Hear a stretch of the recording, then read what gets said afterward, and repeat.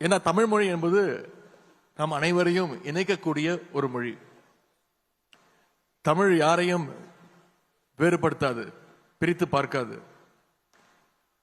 யாருக்கும் எந்த பேதத்தையும் காட்டாத மொழிதான் நம்முடைய தாய்மொழி தமிழ் மொழி.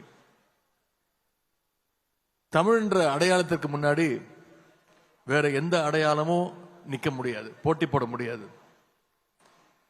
ஜாதி, மதம், பணக்காரன், ஏழை, முதலாளி, தொழிலாளி, ஆண், பெண் என்று எல்லா பேதங்களையும் தாண்டி தான் நம்ம அத்தனை பேரையும் இணைத்திருப்பது நம்முடைய தாய்மொழி தமிழ் மொழி.